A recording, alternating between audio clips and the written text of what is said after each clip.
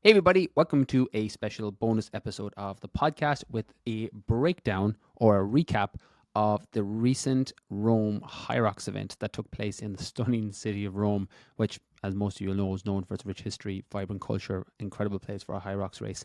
In today's raw, unedited podcast, I'm going to do a breakdown of that race.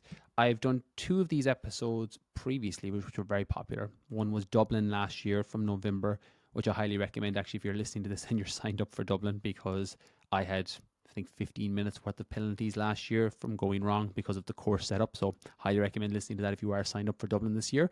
And Turin in February of this year, which was still my personal best time at 1:19:11 for the HYROX race. This one was different for Rome, partly because I didn't think I'd make the start line for this race due to a glute and hamstring injury. So I'm going to talk about in this podcast about the race itself, but probably more importantly, which would be useful if you were signed up for a HYROX race, is what to do if you get injured. It's one of these cost of entries that happens to nearly every athlete, whether you're doing a half marathon, a full marathon, a fitness race like HYROX, or anything where performance is the goal. A little bit different about bodybuilding, physique competitions where you have a lot more control over your training. But if you do any sort of sport or any sort of race where you are prioritizing performance, there's going to be a risk of injury from overload or just freak accidents from, twisting an ankle, etc. And that's pretty much what happened to me in the lead up to this HYROX race. I started prepping for it in June and July. So if you were on my Instagram page, Brian_Keen_fitness, you'll see that there was a lot of HYROX based content, some of the exercises I was doing, some of the workouts I was doing with the workouts of the day, on top of some of the reels that I created. But in August, I got and picked up a glute injury, a little bit of an overload injury from running too quickly and doing probably too much lower body work. I was doing a lot of lunges, a lot of sleds, trying to improve my time. And I think I just ended up overloading and putting too much strain and pressure on my glute, which ultimately led to a kinetic chain imbalance, which went into my hamstring. This is very, very common with injuries where you get one injury and it has like a domino effect where it will knock on to several other injuries. So you end up hurting your glute and then your hamstring or your hip flexor or your lower back starts to pull. Very, very common. And that's what happened to me. I started to load and train around the glute injury and it started to pull and strain through my hamstring, which meant that for most of August and all of September, running was more or less out. I did make an attempt at a run in my circle meetup. So if you were on my Instagram stories, on the week before this race in HYROX in Rome, I had my circle, which is my online group mastermind, my business coaching, where we do a quarterly meetup. And I've had everyone come down to Galway, or everyone that was available to come down to Galway, and we did a workout. And I said, I'm going to do a little bit of HYROX based stuff here just to see if my body will hold for the race next week. So we were doing 500-meter runs, 400-meter runs with variations of lunges and other exercises. And it turns out that probably wasn't the best idea. Monday and Tuesday after that Saturday circle, I found it really difficult with my hamstring and glute in particular. They were just very, very sore and very, very tight. And I felt like they potentially were going to tear if I loaded them too much. So in the lead up, particularly in the week before Rome, I was doing a lot of upper body work, a lot of stretching, PNF stretching in particular, where you stretch your hamstring with something like a towel wrapped around your foot and you stretch it to the point where it starts to release and then you pull it a little bit further, wait for the point to release, pull it a little bit further, and trigger point. So with a sliotar or a hard ball, I was using a sliotar and getting the knots out of my hamstrings just so that I potentially could make the start of the race in Rome. HYROX is a very interesting sport. It's still something I'm a big fan of, although it's become very well marketed and probably oversaturated a little bit. But it's a great fitness event for the majority of people because of the accessibility element. And I think this is a perfect example that even if you're carrying a little bit of a knock, assuming you didn't get a full blown tear, you can do a race like this under strain and just adjust the race accordingly. So that's what I did. And I'm going to run you through exactly what my strategy was for the race and my time, which was 1 hour 28 minutes, which was 9 minutes slower than my Turin time, but arguably a lot more enjoyable. So the Rome race, in terms of the setup, is about 20 minutes outside of Rome. So if you think of the Colosseum, you think of the Pantheon, they're all very, very close together in terms of location. And it's about 20 minutes outside of that. And in the lead up, my strategy was exactly what I followed. There was movements that I was very worried about. The lunges being one, the walls balls being another, because they're very squat based. The burpee broad jumps were another one. I was kind of worried about the way that I'd land in case the hamstring or my hamstring would go underneath me. But my main concern and main issue was the run itself. So HYROX is broken up, as you probably know if you've listened to previous podcasts or seen anything about it online, where there's a 8 kilometer run, and then in the 8 laps of a 1 kilometer run, there's a station. So the ski erg is the first one, sled push is the second, sled pull is the third, burpee broad jump is the fourth, rowing for 1,000 meters is the fifth, kettlebell lunges is the sixth, or kettlebell, kettlebell carries, and then lunges with a sandbag on your back, and then you finish with wall balls. And in the lead up, one of the things I've said on the past with marathons, ultra marathons, or races is it's not getting to the finish line that tends to be the hardest part. It's actually getting to the start line, because if you're training hard and you're trying to hit a PB, or you're just trying to go and have a really successful race for you, you're going to be pushing your body outside of its comfort zone, which does increase the risk of injury, particularly when you have a performance-based goal. And my thoughts coming into this were the highest chance of my hamstring going or the glute tearing is if I go too hard on the kettlebell sandbags, I go too hard on the burpee broad jumps, or I don't pace my run accordingly.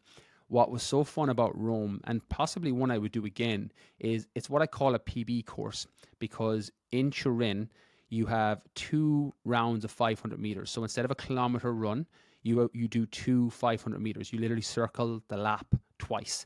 In Dublin, this is all over the place. Dublin was a bit of a mess last year in terms of like they're all different distances, but Turin was very well laid out. Rome was arguably even better because it was a kilometer run. So you weren't getting stuck on the track with loads of other people. So if you were trying to do a PB, your run time wouldn't really be affected.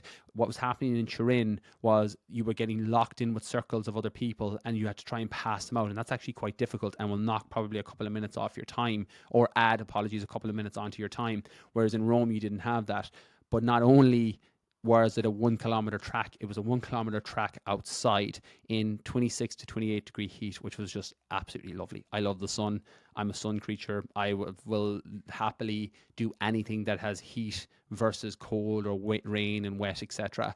So it's a very, very nice course, a very, very nice run in terms of how the course itself is laid out. What I didn't know about HYROX before I got into it is all of them are set up differently. And again, 3 examples here based on 3 recap podcasts. Dublin had different layouts for the runs last year, so it was very, very confusing, hence all the time penalties that I got. I ended up going in the wrong direction, the wrong place, because it wasn't a kilometer run, it was different distances each time you went around. Turin was literally 2 laps each time you went around until the last one, and then Rome was just a 1 kilometer run, so you literally ran all the way around and then you're back in for the next station. Very, very good setup. With the layout for this race, and what I would advise with the training, is this is still a running race at the end of the day. I've had Anna Geary on this podcast. I'm friends with Anna. I was on her radio show when I was promoting the last book that came out in February, Rewriting Your Story. And we were speaking, I think it was off air, I can't remember if it was on air, that if you do HYROX, it's a running race. People think because of all the stations that it's more CrossFit based, and it really isn't. The stations take very little time, and it's ultimately about being able to run 8K, because most people can do the ski erg. Most people can do the sled push and pull, which is actually quite heavy, but whether you're doing the open, the pro, men or women, it's actually very heavy, but it's very short. It's 4 rounds. You go up, down, and you're done. So it'll take 2 minutes, 3 minutes. So it's not taking a long time.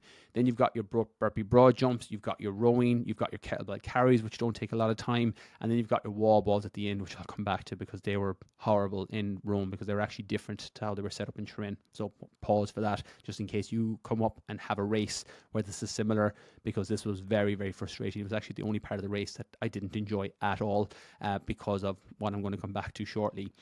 But with your training in the lead up, you really have to run for HYROX. And I think that's where a lot of my time suffered, on top of the injury and being a little bit tight, was I didn't run in the lead up. I wasn't able to run most of August. I didn't run any September apart from the race or the training session I did with the Circle, my group business mastermind, when they came down for the workshop day. And that really showed, because I tend to lose my running fitness very, very quickly. I've spoken about this in previous podcasts that genetically you'll see people who are very good aerobically.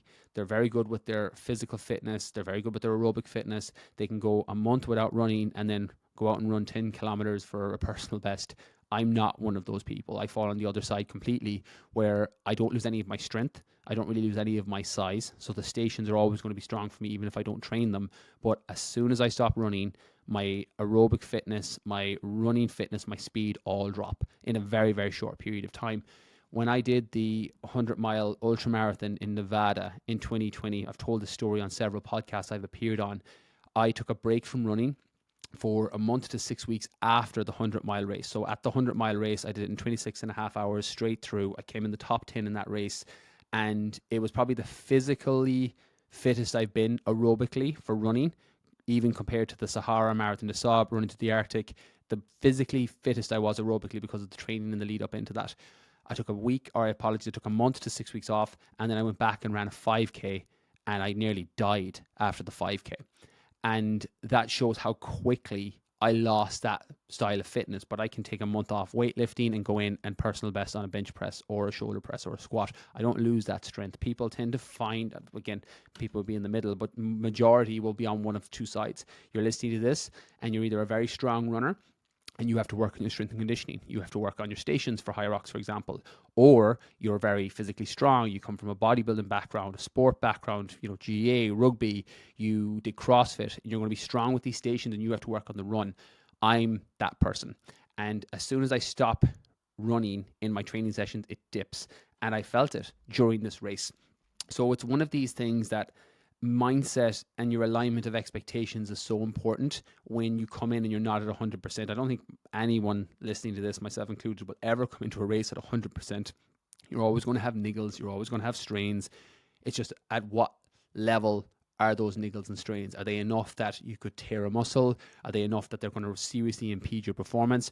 Or are they just the everyday niggles and strains that you have to get used to? I was in the in-between with this, where you always have your niggles and strains. I had them in Turin, I had them in Dublin, had them on every race that I've ever done.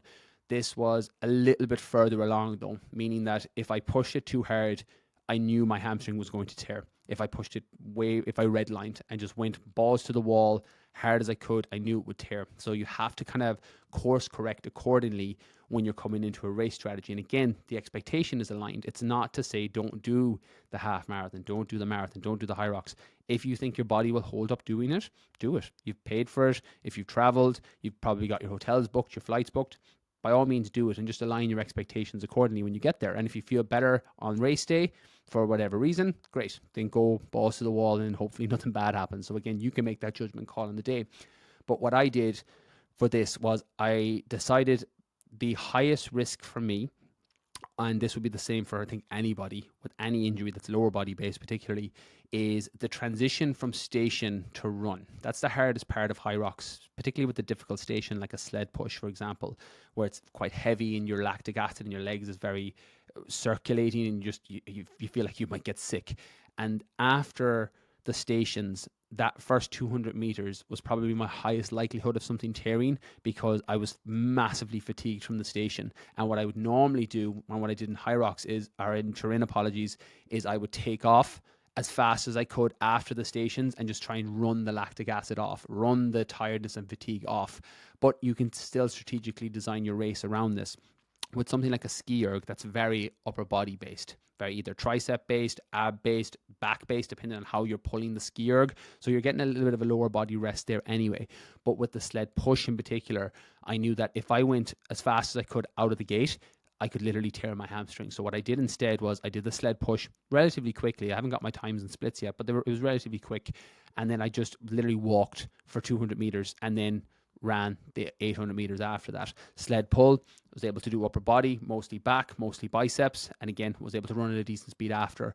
And then for the burpee broad jumps, the rowing, I took it nice and handy, 200 meters, walked it. As soon as I came out, walked out of the rock zone, walked back onto the track for about 100 meters, and then ran the rest until I got into the next circuit. Kettlebell lunges were fine, or kettlebell carries were fine, very upper body based, very trap based. So again, as long as you've got good physical upper body strength, you're not going to have an issue with those, and it's not very fatiguing or taxing on your legs or your lower body.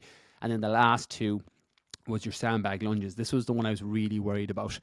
And I thought coming into it, I was going to just lunge everything on my left side and not do any lunges on the right leg.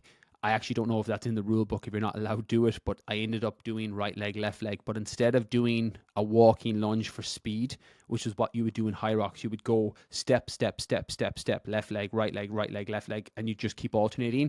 What I did was I did step, upright, pause, right, upright, pause. So I was breaking them up into individual reps so that every form and every step was perfect, so that I was able to load more through my quad. So on a lunge with dumbbells, with sandbag, etc., depending on where you place your foot, you're going to load the muscle group in a different way. If you go with a wide stance, it's going to be a lot more hamstring based. You go with a fast motion, your glutes are going to activate very heavily. If you step with your foot and then plant your foot, you're going to be able to squeeze through your quad and then push yourself up off your quad. That's basically what I did here. So a reset on every single rep meant that I was able to push through my quad, which took a lot of strain off the hamstring.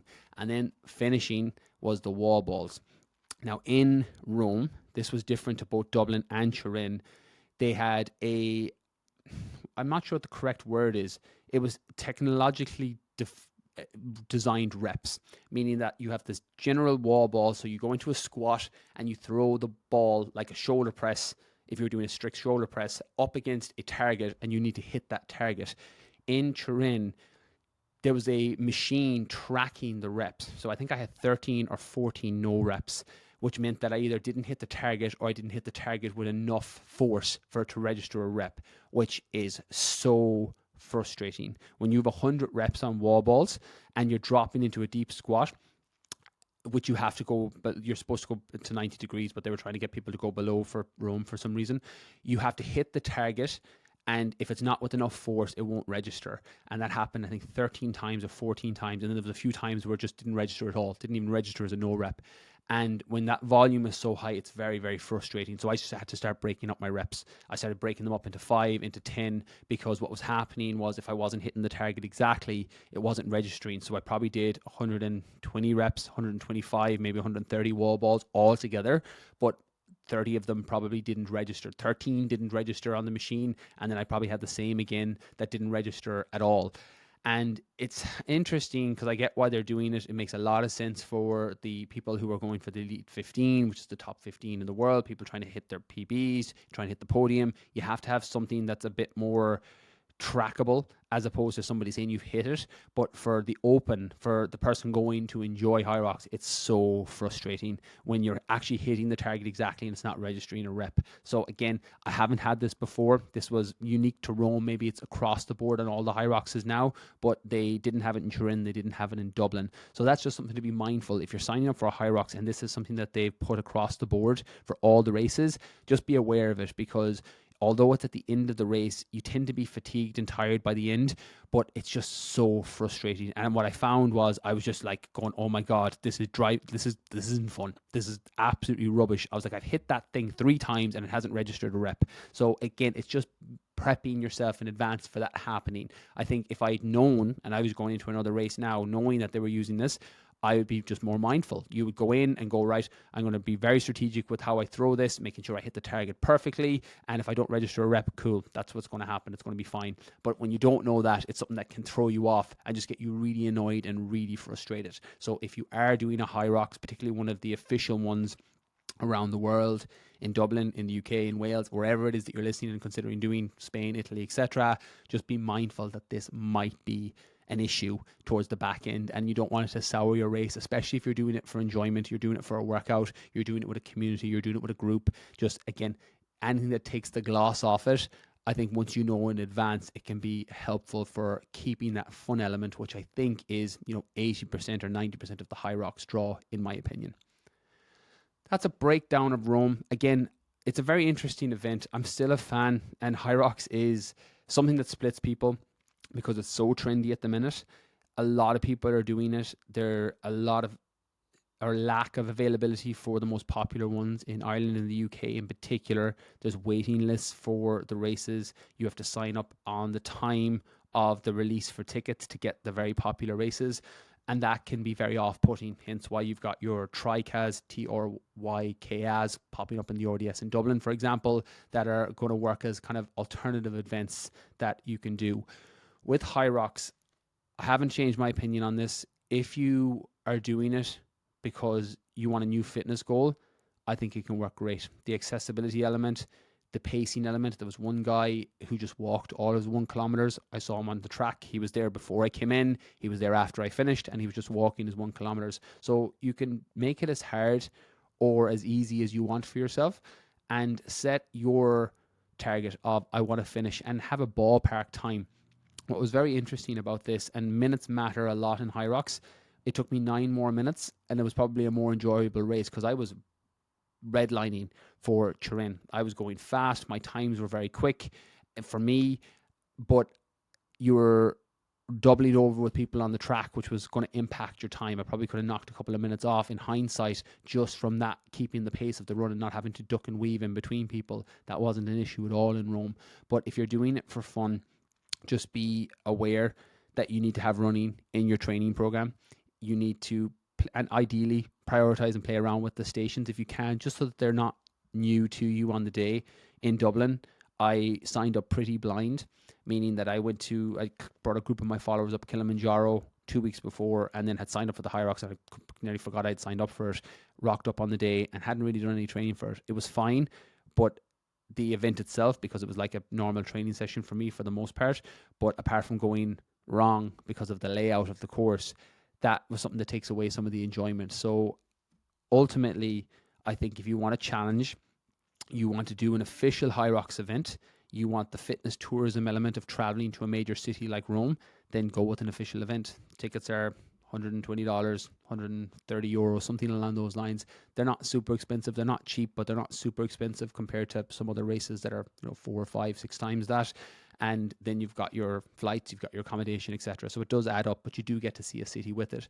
If you're looking for just a challenge for yourself, something as a focus point for training, look at a simulation. There's loads of them. If you're listening to this in Ireland or the UK, there's loads of simulations all around the country where they will mimic the exact layout of HYROX. They will do the kilometer runs. They will have all the stations. They'll track your time, all that good stuff. So if you want something that's more performance based, you want to switch your target and your focus away from something like body composition, weight loss, muscle building, etc., and you want to do something that's more performance based, look into the simulations. And if you want the badge that you get at the end, there's shitty little badges they give you at the end instead of medals that just has HYROX Rome on it, or HYROX Turin, or HYROX Dublin, but you want an official one, then go for it. Or you want the fitness tourism element of actually traveling to a city, look into the official events.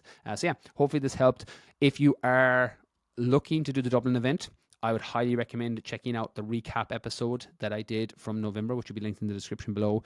If you were looking for my exact training protocol and nutrition protocol for Turin, which again, I had issues in terms of like a little bit of knee issues coming in, but nothing major that was going to be a factor in terms of my time and pacing, check out that. That'll be linked in the description below as well.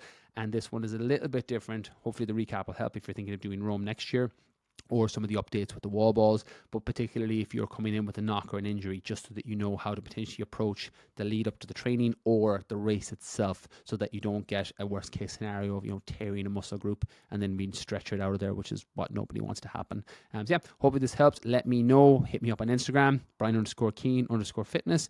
If you've got a HYROX coming up, if you found this valuable, or you checked out any of the previous episodes on the HYROX recaps and found those helpful, let me know. That's everything from me from today's bonus unedited and raw podcast. Get you all on Monday.